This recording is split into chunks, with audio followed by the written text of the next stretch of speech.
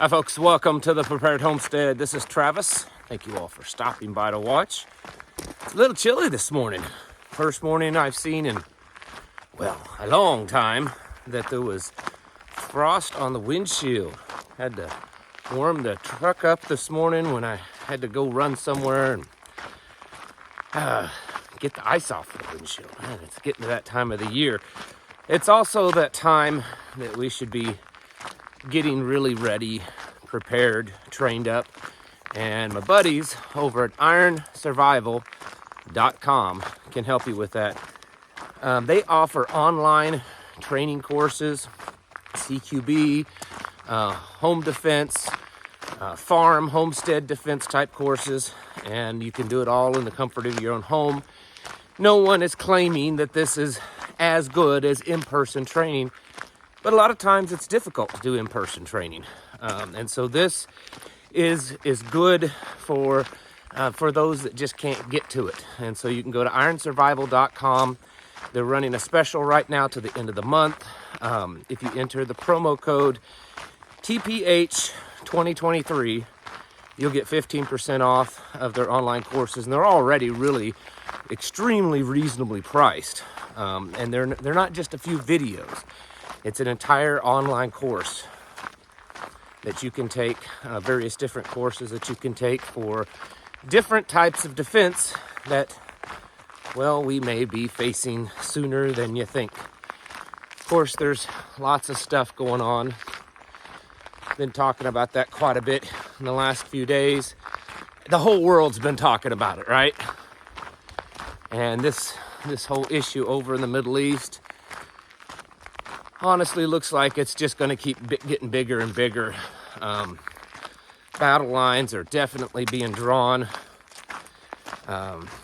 And the State Department or the U.S. government has said, and I'd say it's fairly accurate maybe, that this is all being done to try to draw the United States into a conflict in the Middle East, especially with Iran. Now, remember that all of this is a big stage, folks.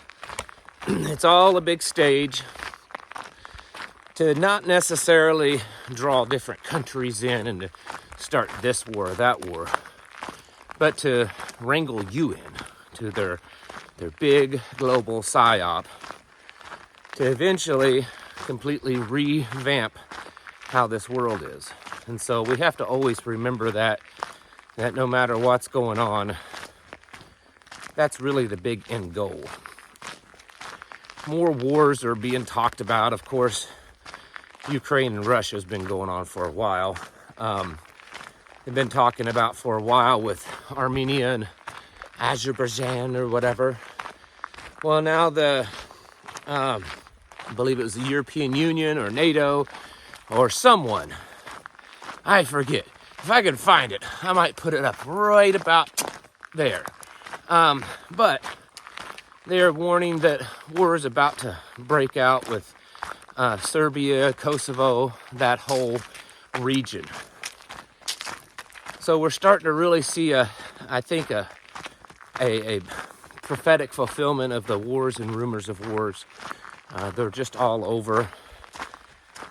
And I'll be honest with you, and I'm not saying that I'm absolutely correct in this, okay?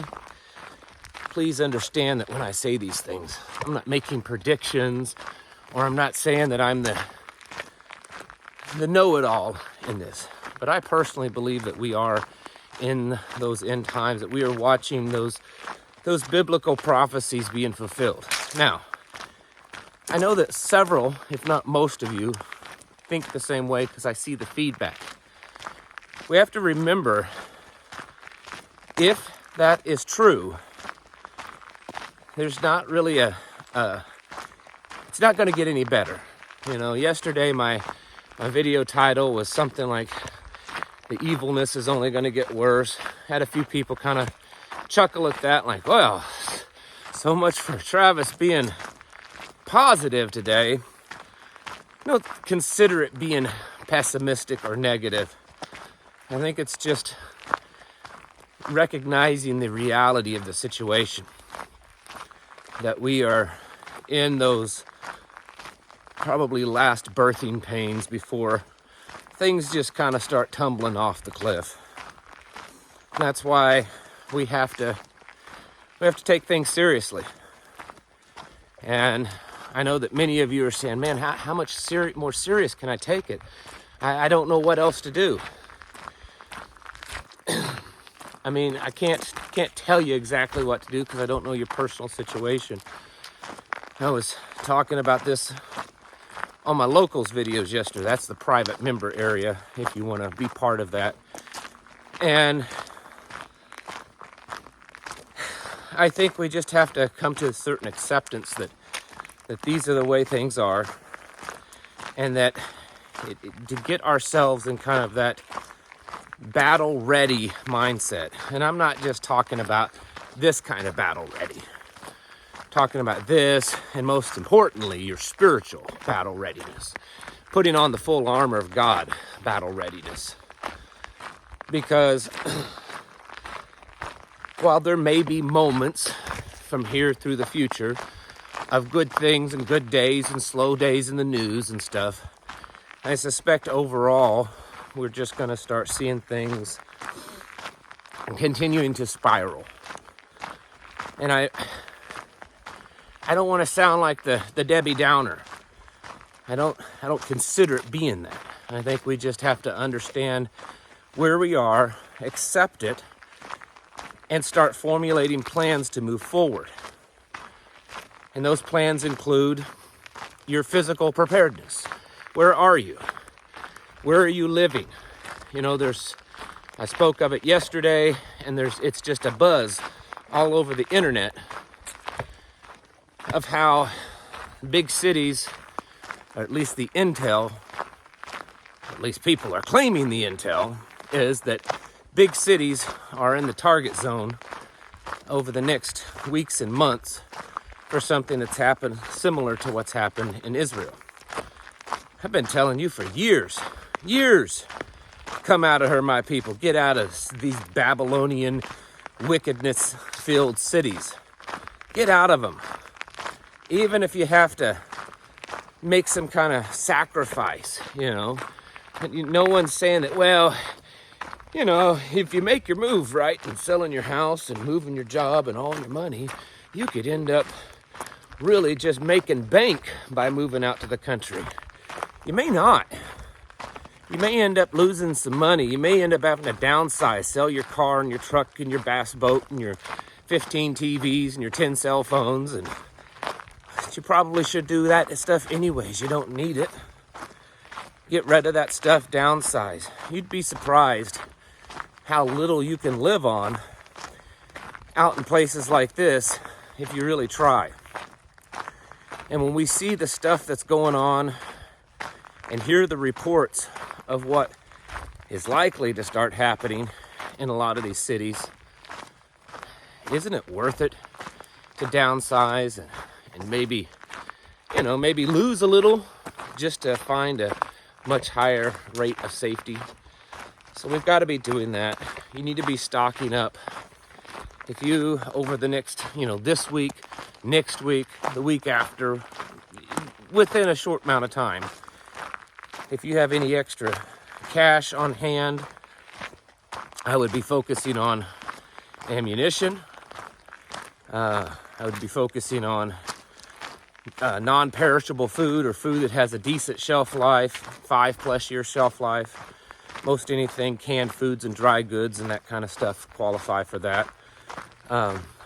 Locking down medical supplies. You know, a little first aid kit is great, but no matter how robust that first aid kit is, it's just a temporary thing. It's just a 1, maybe 2 time use thing. You need to have a robust medical supply to be able to refill the first aid kits. You need to have, you know, bandages and more advanced medical equipment as much as you can afford. You need to have plenty of over-the-counter medicines, if you can have prescription medicines that you would take. And then certainly get into natural medicines, ways to naturally treat things, because that's going to be important. Make sure your water source is knocked out. You need to figure out a plan for if you're without electricity. It may not be some nationwide grid down EMP thing. It could just be that the local power station that feeds your home and your whole neighborhood was bombed and taken out. Apparently, from what I hear, there's been 2 power stations in Israel taken out. So what are you going to do when that happens? How much of your food will you lose? Are you dependent upon electricity to cook or to do things? Well, if you are, then you better have a backup plan. You better figure out what you're going to do if those things get turned off. Winter is coming on soon. What if this stuff happens when it's cold? What if you're down in Texas and you get another big ice storm, snowstorm? Or you're up in the north central United States where it always gets cold and snowstorms and everything gets shut off. What do you do then? How do you survive? What's your backup plan? You need to be thinking about this kind of stuff. You also need to be building coalitions with those around you. Not everyone may be in your tribe. They may not be someone that you're super close with, but are they someone that you can trust enough to work with? The local mechanic, your neighbor down the road that's like-minded, that kind of stuff. Building those coalitions so that when things fall apart, there's already a foundation of trust between you so that you can work together. Draw your family closer to you, folks. The world is becoming crazier and more wicked, and you're going to need that family because it's going to be harder and harder to be a family as things get worse. So bring that family in closer and build bonds. Most importantly, get on your knees in prayer and open that Bible up. Study it. Memorize it. Hide it in your heart.